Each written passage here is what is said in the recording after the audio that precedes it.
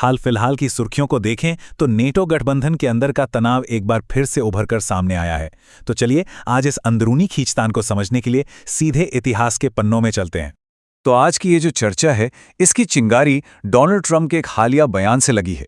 उन्होंने नाटो के सहयोगी देशों पर काफी तीखे आरोप लगाए हैं और उनका मानना है कि ये देश अमेरिका का साथ नहीं दे रहे, खासकर ऐसे समय में जो पूरी दुनिया में तनाव बढ़ रहा है।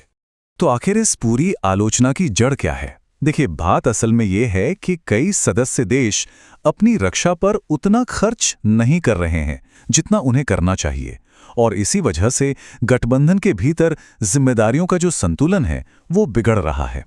और यहीं पर एक बहुत बड़ा सवाल खड़ा होता है, क्या नेटो में इस तरह की खींचतान कोई नई बात है, या क्या इसका इतिहास हमें कोई और ही कहानी बताता है? इसका जवाब सच कहूं तो काफी चौंकाने वाला है। इतिहास गवाह है कि नेटो के अंदर दरारें पहले भी पड़ चुकी हैं, और एक बार तो बात इतनी बढ़ गई थी कि एक बड़ी यूरोपीय ताकत ने खुद को गठबंधन के पूरे मिलिट्री स्ट्रक्चर से ही अलग कर लिया था। जी हां, हम बात कर रहे हैं फ्रांस की।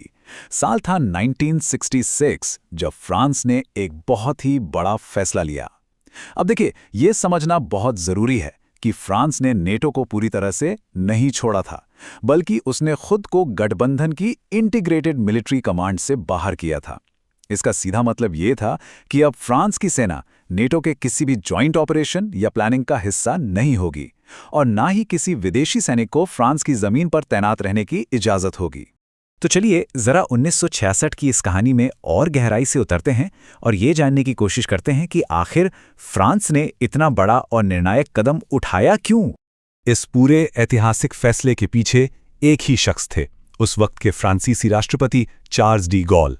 उनका मकसद बिल्कुल साफ था, फ्रांस अपनी रक्षा और विदेश नीति के फैसले खुद ले, यानी पूरी रणनीतिक स्वायत्तता। तो डी गॉल के इस बड़े फैसले के पीछे कोई एक वजह नहीं थी, बल्कि कई बड़ी और अहम वजहें थीं।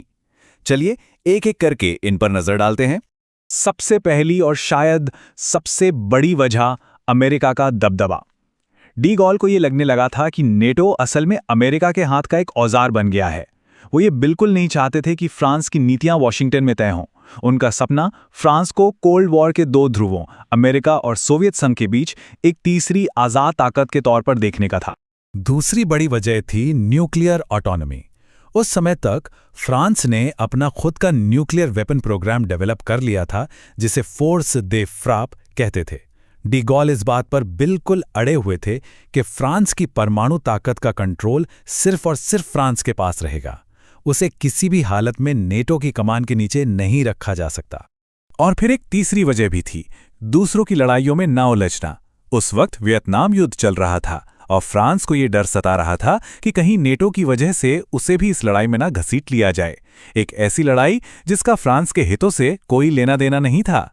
बात सिर्फ इतनी ही नहीं थी, फ्रांस ने एक सुझाव भी दिया था कि गठबंधन के अंदर फैसले लेने का तरीका बदला जाए। उसने एक ट्राईपार्टाइट डायरेक्टरेट का प्रस्ताव रखा, मतलब अमेरिका, ब्रिटेन और फ्रांस तीनों मिलकर नेटो को लीड करें। लेकिन इस प्रस्ताव को ठुकरा दिया गया, और बस यही वो पल था जब सैन्य कमान से हटने का फ्रांस का इरादा और भी पक्का हो गया। तो ठीक है, फ्रांस ने ये बड़ा कदम तो उठा लिया, पर इसके बाद हुआ क्या, इसका असर क्या पड़ा? चलिए आगे बढ़कर ये समझते हैं। सबसे पहला और सबसे बड़ा असर तो ये हुआ कि नेटो को अपना हेडक्वार्टर बदलना पड़ा। उन्हें अपना बोरिया बिस्तरा समेटकर पेरिस से ब्रसेल्स शिफ्ट होना पड़ा। ये सिर्फ एक प्रतीकात्मक बदलाव नहीं था, बल्कि एक बहुत बड़ा प्रैक्टिकल बदलाव भी था। इसके साथ ही फ्रांस में जितने भी नेटो के मिलिट्री बेस थे, उन सभी को बंद कर दिया गया।